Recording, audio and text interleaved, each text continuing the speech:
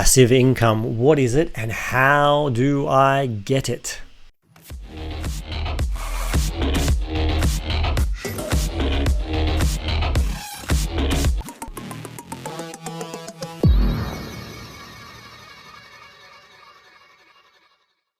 Hey, thanks for tuning in.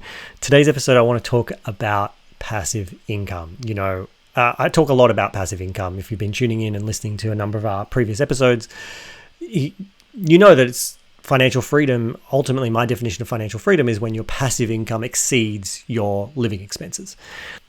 This brings up the thing of this mythical passive income. Marketers talk about it. Some entrepreneurs and investors talk about it, but it seems to be like this mythical thing. What is it and how do I actually get it? So let's dig into that today. What is passive income? Well, in my experience, there's a lot of things out there that people call passive income, network marketing, for example, that really isn't. If you have to physically exert and kind of stoke the fires, if you like, to keep it running, then it's probably not passive income. There's kind of a gray area there where it depends on the time between how long you have to stoke the fires, I guess, whether you might call that passive income versus leveraged income. But there are a lot of things that people call passive income that I would refer to as leveraged income. And so let's talk about that. Leveraged income is where the income you earn is not tied to the hours you put in, right? Like active income, your job is very much about the more hours you work, the more money you make, or you get a certain amount of dollars for a certain amount of hours. So that's tied to hours. Leveraged income is where the amount you make could be huge compared to for a very small amount of work, or the money you make might be tiny based on the hours you work. If you actually calculated it, you might find out that you're way below the minimum wage based on the hours you're putting in for the return you're getting back. Whether it's high or low leveraged income, at the end of the day, it's leveraged income when the hours you put in do not dictate how much money you are making. So this is things like, flipping houses, where you're renovating houses, you're putting in energy and effort. The energy and effort you put in does not dictate how much money you're going to make.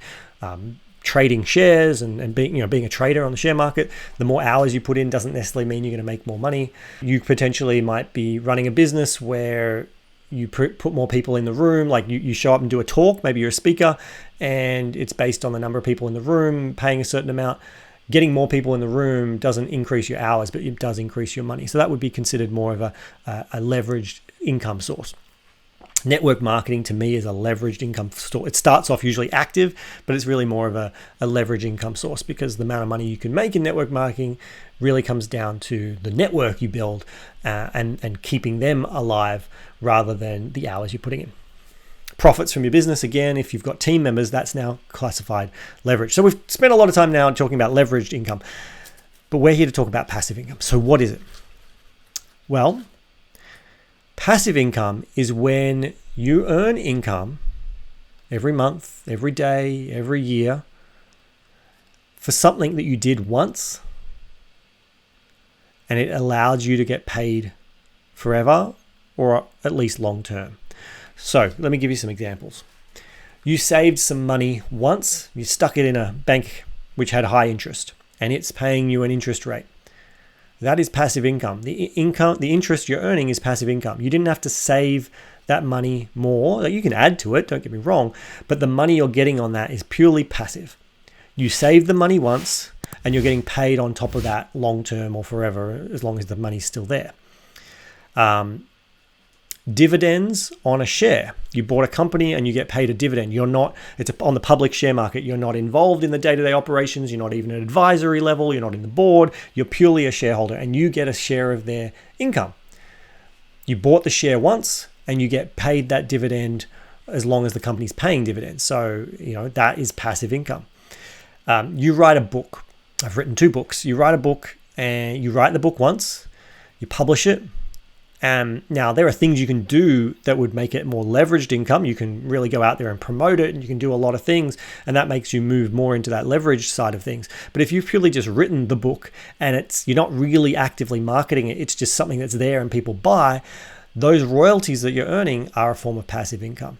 Another form of passive income I have is I've got courses that are out on these course marketplaces where people buy those courses. I'm not actively promoting them. I'm not actively marketing them. These are courses that I created years ago. In fact, some of them might even be a decade or more ago. And yet people still get value from these programs and these courses, and I still get paid my royalty for the content. So royalties is a really powerful one too. You know, people think about people who write music. They write the song once and they can get paid over and over and over again, especially when more and more people start performing it, and then it gets, you know, reignited, and a decade later someone else has done another cover of it and the writer continues to earn money on that. So these are just a few examples of types of passive income. So that's how do you get it? Well, you ask yourself, what can I do once and get paid forever? I've already shared a bunch of different examples of things you could easily do. Everyone can put money in the bank. Are you going to get rich by just putting money in the bank? No. But you can get passive income from it. Anyone can go and buy shares that pay dividends.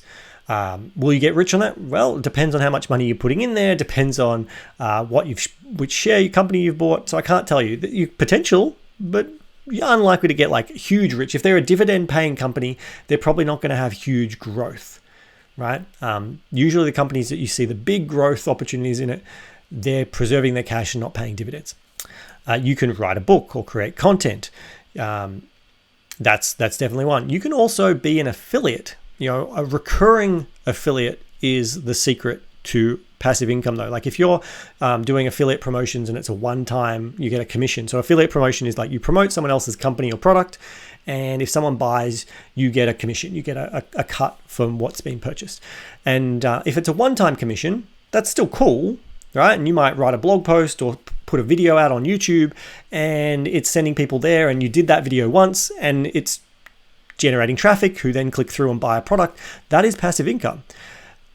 Or, you know, you can compound it where maybe what the product you promoted actually has a recurring commission. So you might have even only had a flash in the pan one-time video or blog post that's blown up and lots of people went and bought the product, and then they didn't buy it ever again. No many else came and bought the product.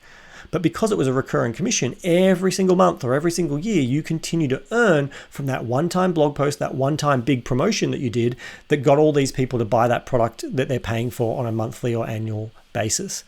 So these are some of the easiest ways, in my opinion, to generate passive income. Now, you'll notice I haven't talked about buying property under the passive income banner. I'm still fairly early personally in my property journey to have made a complete decision on where I think property is on the passive income. The commercial property space is definitely, in my experience so far, been more passive than the resi space. You can make it more passive by employing buyer's agents and employing property managers and making sure you have a team so that you're not involved. I still think that property right now falls more in that leveraged income approach, but you know, give me another 10, 20 years and I might have made a different decision on that. So for me, property is kind of on that gray area between leveraged and passive. There are other sources that I believe are more passive. However, that said, property has a very powerful mechanism of debt, which can build wealth on a very fast way. So as with anything I ever share on this podcast, this is not personal financial advice. This is general advice, me talking from my own experiences. Please seek your own advisors and experienced accountants, financial advisors, anyone you need to get your own personal advice. This is just general advice and my experience, okay? So what is passive income? It is income that you earn ongoing for some work that you did once. It's not something that you did no work for. You have to do the work up front. But once you've done that work, you can get paid long-term or ideally forever. So, action items from here. Look at what you've got. Maybe you've already got some assets that if you just did a promotion on that asset would allow you to get some more value out of that particular asset. See what you've already created. Maybe there is something that you could go and put out on these course sites or put out on YouTube with advertising, whatever you can to just get people to go through your content. That's a really great, easy starting point for anyone who wants a bit of passive income. Also look at the affiliate side. That has probably been one of my biggest passive income earners, to be honest, is commissions out of everything else I've ever done. Obviously, you can buy shares from the share market. You can also put money in the bank. It's going to be your slowest way, but it is still passive income. So we all have the ability to earn passive income. Go out, you can do it. I look forward to seeing you in a future episode. As always, if you enjoyed today's episode or you know someone who would get a lot of value out of what we just talked about, please go into your favorite podcasting app, click the share button, find the link and send it to them so they can listen to this episode and get their value too. If you're liking the show and you've listened to a few episodes, please go on your favorite podcasting platform and leave us a review. Give us, even if you just click the stars and don't write anything, that's helpful, but I would love to hear specifically what you like or don't like about the show. All right, that's it from me. I'll see you on a future episode. You've been listening to Entrepreneurs Rising. Thank you, dear listener, for tuning in. I appreciate your time and look forward to connecting in future episodes. If you would like show notes or any resources from today's episode, you can find them at rising.show. Rising.show. You can find show notes for this episode and all other episodes, as well as links to socials and the ability to reach out and connect with me, make your suggestions for future episodes. Until next time, keep up the journey.